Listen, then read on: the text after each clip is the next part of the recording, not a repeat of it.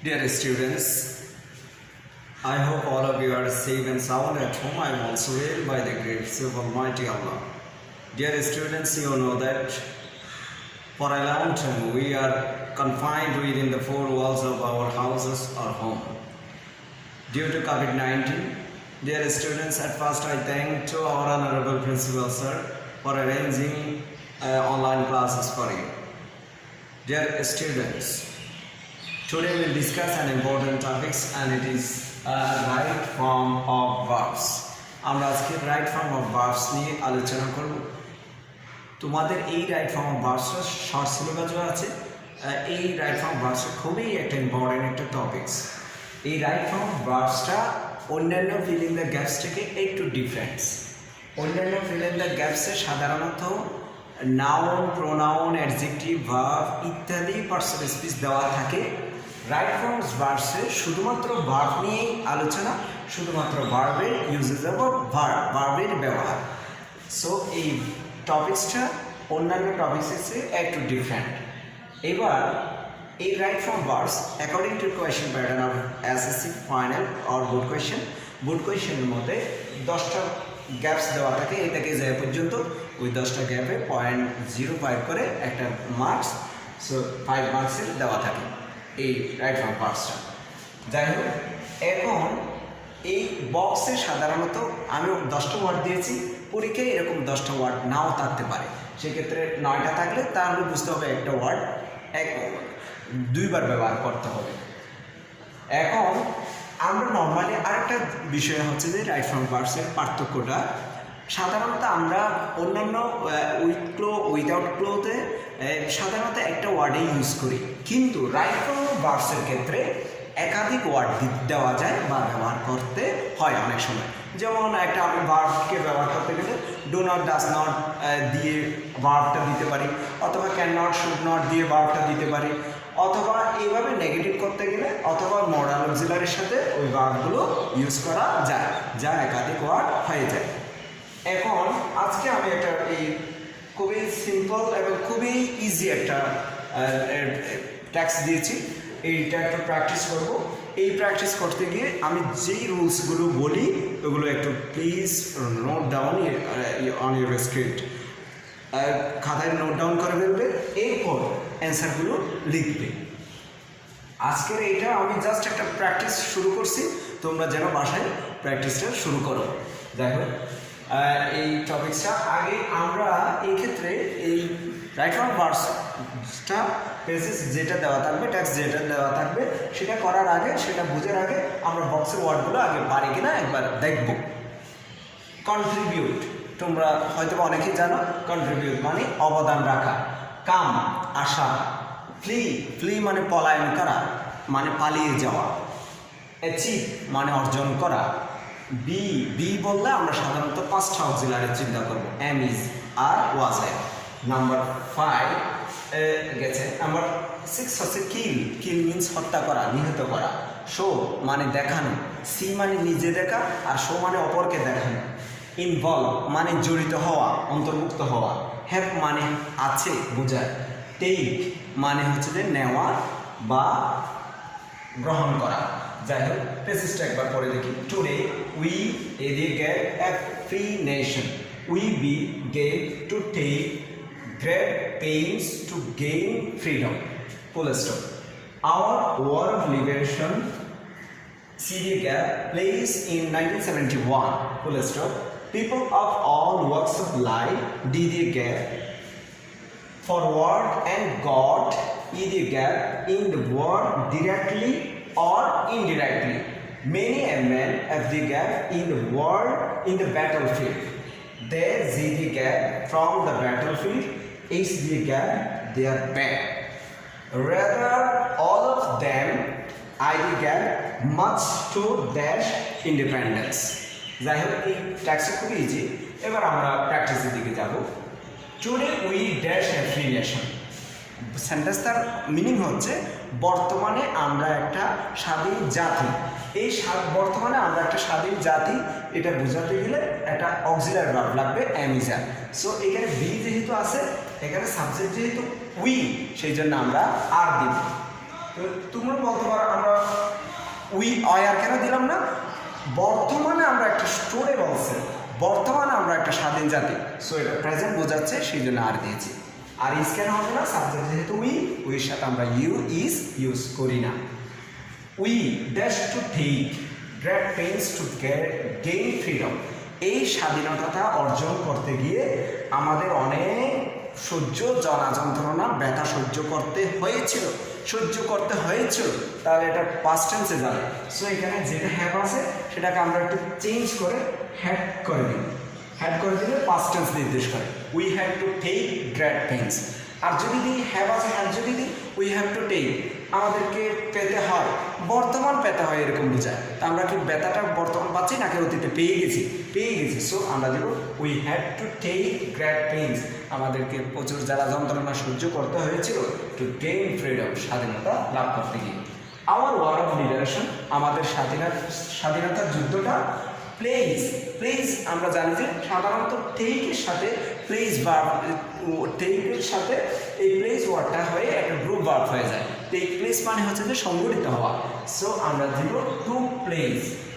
যেহেতু এই যুদ্ধটা সংগঠিত হয়েছিল, আগে হয়েছিল, 1971 একটা সালের উল্লেখ আছে, সো এই সেন্টেন্সটা পাস্ট ইনডিফিনিটে যাবে। সেই জন্য our war of liberation to place সংগঠিত হয়েছিল ইন 1971, 1971 সালে। এরপর people of all works of life, এটা একটা ফ্রেজ টাইপের, মানে সর্বস্তরের লোকজন।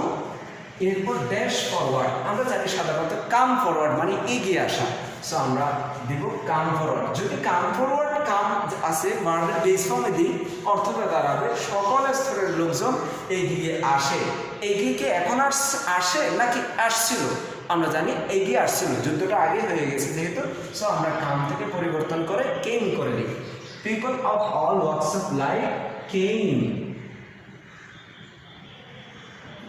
কেম ফরওয়ার্ড, এগিয়ে আসছিল, অ্যান্ড গট মানে এবং জড়িত হয়ে গেছিল। এবার গট সাধারণত গেট, গট, হ্যাভিং এই জাতীয় পরে সবসময় ভার্বের বি3 ফর্ম হয়, মানে ভার্বের পাস্ট পার্টিসিপেল ফর্ম হয়। সো এখানে আমরা একটা ইনভলভ ভার্ব দেখতে পাচ্ছি যেটার অর্থ জড়িত হয়ে যাওয়া। গট ইনভলভ মানে জড়িত হয়ে যাওয়া। সো আমরা এই ইনভলভ ভার্বটা দিব।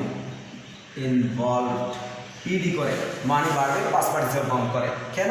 এই গেট, গট, হ্যাভিং এই জাতীয় ওয়ার্ডগুলোর পরে কোনো ভার্ব আসলে সেটা সবসময় পাস্ট পার্টিসিপেল ফর্ম হয়, এটা মনে রাখতে হবে। গট ইনভলভড মানে জড়িত হয়ে গিয়েছিল। ইন দ্য ওয়ার ডিরেক্টলি মানে যুদ্ধে প্রত্যক্ষভাবে, অর ইনডিরেক্টলি অথবা পরোক্ষভাবে সকল স্তরের লোকজন জড়িত হয়েছিল। মেনি এ ম্যান, এখানে আরেকটা জিনিস লক্ষ্য করো, মেনি একটা সেন্টেন্সের সাবজেক্ট হতে পারে, বাট মেনির পরে যদি এ থাকে তখন এটা দ্বারা প্লোরাল মিন করে না, সিঙ্গুলার বোঝায়। এই যেমন মেনি এ ম্যান, এখানে অনেক লোকজনের মধ্যে থেকে একজনকে বোঝাচ্ছে। সো মেনি দ্বারা এখানে প্লোরাল বোঝাচ্ছে না, এখানে মেনি এ ম্যান মানে একজন বোঝাচ্ছে, অনেকের মধ্যে থেকে একজন। Dash in the battle field, আমরা একটা কিল ভার্ব দেখতে পাচ্ছি, হত্যা করা বা নিহত করা। এই আমরা এটা আর হত্যা তো মানুষ নিজে নিজে করে না বা নিজে নিজে হয় না, সেই জন্য এটা যে কাজ, যে সেন্টেন্সের কর্মটা বা সাবজেক্টটা নিজেই কাজটা করে না, অপরের দ্বারা সংগঠিত হয়, সেটা সবসময় পেসিভ ভয়েস হবে। So a man was killed হয়ে যাবে, ওয়াজ কিল্ড।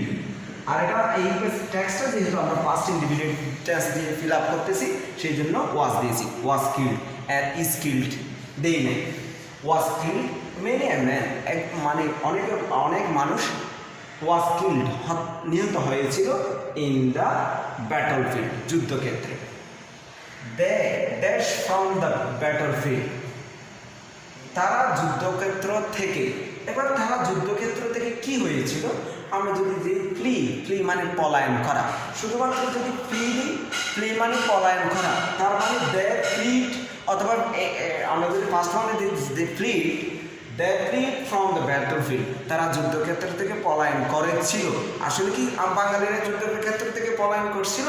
না, আমরা জানি যে তারা যুদ্ধক্ষেত্র থেকে পলায়ন করে নাই, বরং যুদ্ধক্ষেত্রে সবাই প্রত্যক্ষ পরোক্ষভাবে জড়িত হয়ে লেগে থেকে স্বাধীনতার টাকা ছিনিয়ে আনছিল। সো আমরা বলবো ডিড, নেগেটিভ ফর্মে দিই, did not did not flee. Dear learners, notice as an important things. আমি যখন এখানে ডিড নট ইউজ করছি সেই ক্ষেত্রে আর ভার্বের কোনো পরিবর্তন করিনি। কারণ কি, ডিড নট দিলে বোঝা যায় যে সেন্টেন্সটা পাস্ট ইনডিফিনিটে আছে, সেই জন্য ভার্বের কোনো ফর্মে চেঞ্জ করতে হয় না। না হলে এই ফ্রি ভার্বের সাথে আমি একটা বাদ করে দিয়ে ডি যোগ করে দিতাম, ফার্স্ট ফর্ম বা পাস্ট পার্টিসিপেল ফর্ম করতাম। ডিড নট যেটা এক কথায় তোমরা মনে রাখবে, do not, does not, did not বা ডু, ডাজ, ডিড এর পরে সব সময় ভার্বের বেস ফর্ম হয়, সেই জন্য আমি ডিড নটের পরে প্লে ভার্বের কোনো পরিবর্তন করিনি। দে ডিড নট ফ্লি, এই সেন্টেন্সটা এখন মিনিংফুল হয় যে দে ডিড নট ফ্লি, তারা পলায়ন করেনি ফ্রম দ্য ব্যাটল ফিল্ড, যুদ্ধক্ষেত্র থেকে পলায়ন করেনি। কি করে? দে আর ব্যাক, দে আর ব্যাক মানে তাদের পিঠ দেখি। তাহলে সো আমরা এখানে শো একটা ভাব দেখা যাচ্ছে, শোয়িং করে দিই, একটা আইএনজি করে দিই, শোয়িং দেয়ার ব্যাক, তাদের পিঠ দেখিয়ে, মানে এক কথায় তারা ভয় পেয়ে তারা যুদ্ধক্ষেত্র থেকে পলায়ন করেনি। এখানে শোয়িং ভাবটা আইএনজি হওয়ার কারণ কি? যদি এই সেন্টেন্সে মেইন ভাব হচ্ছে ফ্রি, সো একটি সেন্টেন্সে যখন একটা ভার্ব চলে আসে, আরেকটা ভার্ব যদি আসে, দ্বিতীয় আরেকটা ভার্ব আসে, একটা সেন্টেন্সে একটি ভার্ব থাকার পরে আরেকটি ভার্ব যদি আসে, ওই ভার্বটা সাধারণত আইএনজি যুক্ত হয় অথবা টু প্লাস ভার্বের বেস ফর্ম হয়। যদি উদ্দেশ্য বোঝায় তাহলে সেক্ষেত্রে টু প্লাস ভার্বের বেস ফর্ম হয়, আর উদ্দেশ্য না বোঝালে নর্মাল ইউজ হলে সেক্ষেত্রে ভার্বের সাথে আইএনজি যুক্ত হয়। সো আমরা শোয়িং করে দিয়েছি সেই জন্য। রেদার বরং, অল অফ দেম, সকল বাঙালিরা বা সকল এই দেশের সকল মানুষরা, বরং তারা যুদ্ধক্ষেত্রে পলায়ন করেনি, বরং তারা কি করেছিল? কন্ট্রিবিউটেড, একটা ওয়ার্ড আছে অবদান রাখা, সো আমরা এটার সাথে কন্ট্রিবিউটেড করে দিই, কন্ট্রিবিউটেড মানে অবদান রেখেছিল, মাছ অনেক অবদান রেখেছিল, টু অ্যাচিভ মানে অর্জন করতে, ইন্ডিপেন্ডেন্স স্বাধীনতা অর্জন করার জন্য প্রচুর বা অনেক অসংখ্য অবদান রেখেছিলেন, সেই জন্য আমরা এখানে অ্যাচিভ ভার্বটা দিই। অ্যাচিভ ভার্বের কোনো পরিবর্তন করিনি আমরা, বা কোনো পরিবর্তন হয়নি। কারণ কি, এখানে টু আছে, আমরা জানি যে টু প্রেপোজিশন, এই টু প্রেপোজিশনের পরে সব সময় ভার্বের বেস ফর্ম হয়, সেই জন্য এই টু অ্যাচিভের কোনো পরিবর্তন হবে না। ডিয়ার স্টুডেন্টস, আশা করি তোমরা এই টেক্সটটা বুঝতে পারছো, বা এই টেক্সটটা খুবই ইজি। এইরকম যদি টেক্সট তোমাদের আরও মডেল কোয়েশ্চেন আছে বা বোর্ড কোয়েশ্চেন আছে, সেগুলো যদি একটু প্র্যাকটিস করো তাহলে তোমরা ভালো করে বুঝে যাবে, বা রাইট ফ্রম ওয়ার্ডস টপিক্সটা তোমাদের আর ভয় থাকবে না, ইজি হয়ে যাবে। সবাই ভালো থাকবে।